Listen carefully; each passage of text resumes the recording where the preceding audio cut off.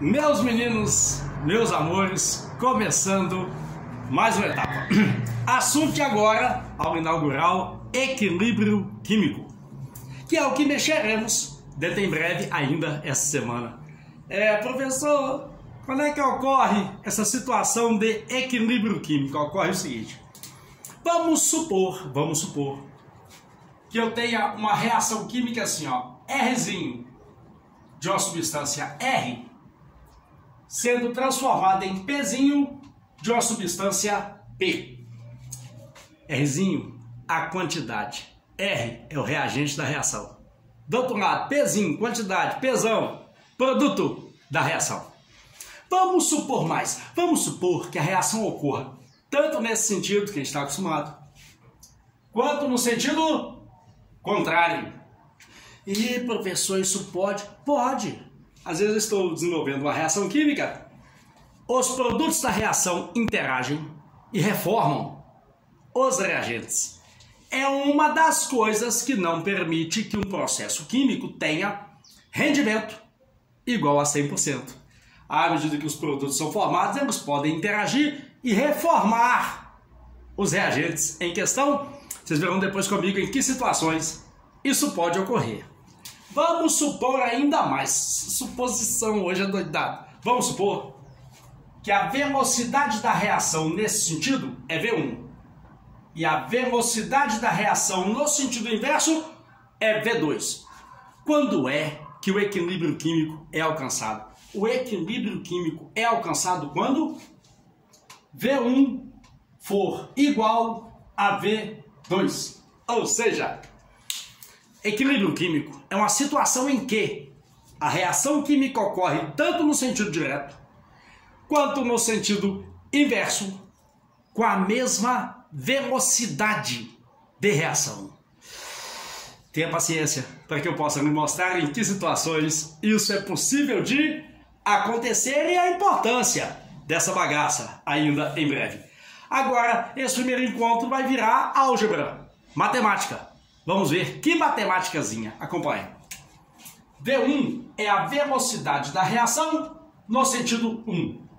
E a gente já viu em cinética química que a velocidade da reação ela é diretamente proporcional, lembra? Uma constante, que multiplica a concentração do reagente elevado a Rzinho, onde o Rzinho é a ordem da reação.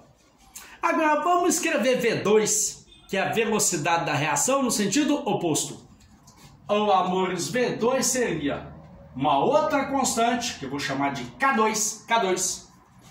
Só que vê se você entende. No sentido inverso, aquilo que era produto, agora não é mais, é reagente. Concentração de P elevada a Pzinho. Agora, como se trata de uma situação de equilíbrio químico, eu vou igualar esta expressão a esta. Você verá o porquê daqui a alguns instantes. Observa. K1, concentração de R elevado a Rzinho. K2, concentração de P elevada a Pzinho. Agora uma álgebrazinha que todo mundo conhece.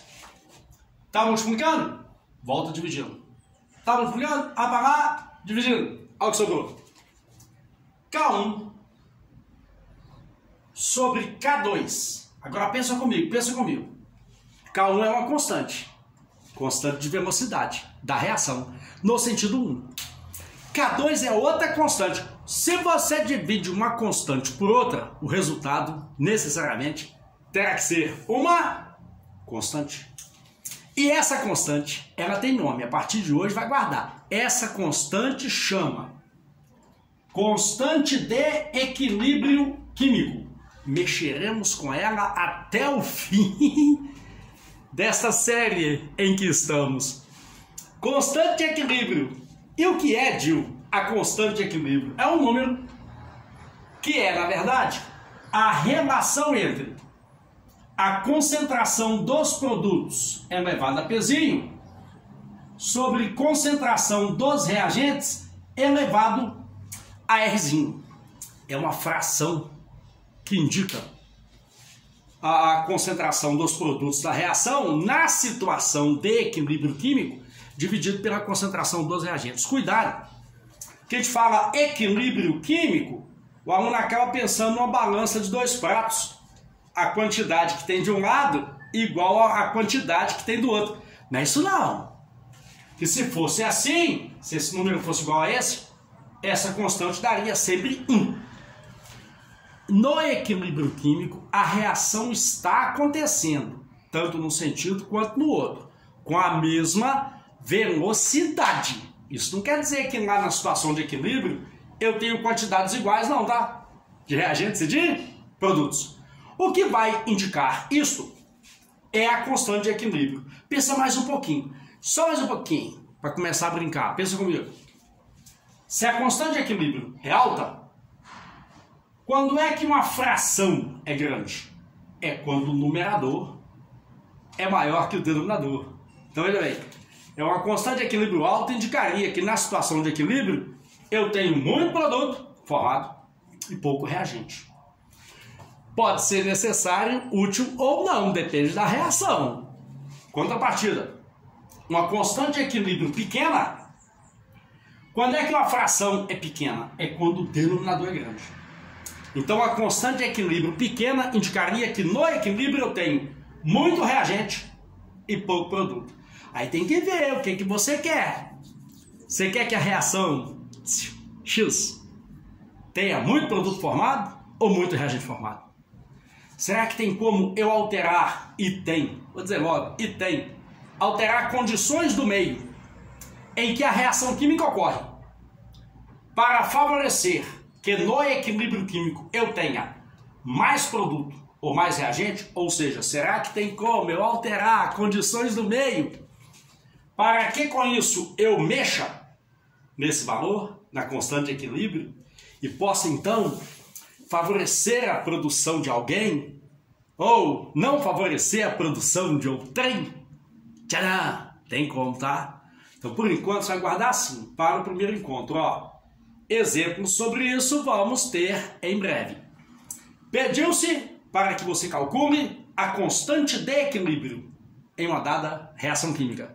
Basta você verificar na situação de equilíbrio qual é a concentração de produtos e qual é a concentração de reagentes que apareceram no equilíbrio químico em questão. Só mais um detalhezinho para esse início de unidade. Observa. Odil, graficamente, como é que seria isso? Só um gráficozinho para esse início de resenha. Observa. Imagine que durante uma reação química eu faça um gráfico de aqui concentração das espécies envolvidas, reagentes ou produtos, durante a reação química. Aqui pode ser o tempo de reação química, Ô, amor, vê se você entende isso, olha. No início da reação química, eu tenho uma certa quantidade de reagente. Eu não tenho produto. Não é isso? À medida que a reação ocorre, a concentração de reagentes diminui. A de produtos aumenta. Quando o equilíbrio químico for alcançado, se for alcançado pela reação, olha o que vai acontecer. A concentração de reagentes passa a ficar constante. A concentração de produtos também passa a ficar constante. Por quê? Porque, veja, no momento em que o equilíbrio químico é alcançado, a reação passa a acontecer nos dois sentidos, com a mesma velocidade. Aí para de ter variação na concentração de reagentes e na concentração de produtos. Nesse exemplo que eu dei, veja que a partir do momento em que o equilíbrio químico é alcançado, eu tenho no equilíbrio muito reagente e pouco produto. Se eu tenho muito reagente e pouco produto, o denominador da fração é maior que o numerador. Nesse caso, eu teria uma constante de equilíbrio menor que 1.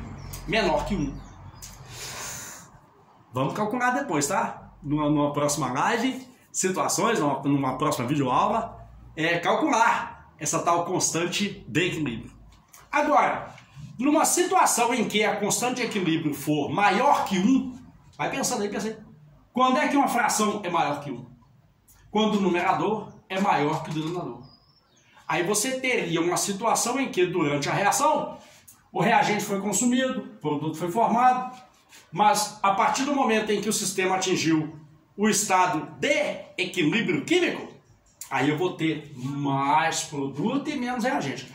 As curvas irão se cruzar em um dado ponto. E esse ponto terá alguma significância para essa ciência? Cenas de uma próxima resenha. Não perca as resenhas que virão para continuar brincando com essa situação de equilíbrio químico. Só para fechar. Equilíbrio químico ocorre quando uma reação química ocorre tanto num sentido quanto no outro, com a mesma velocidade. O que advém daí é essa álgebra que nos leva a ter que, em várias situações, calcular essa tal constante de equilíbrio. Entendeu aí, Gil? Beleza. Então, até o próximo encontro.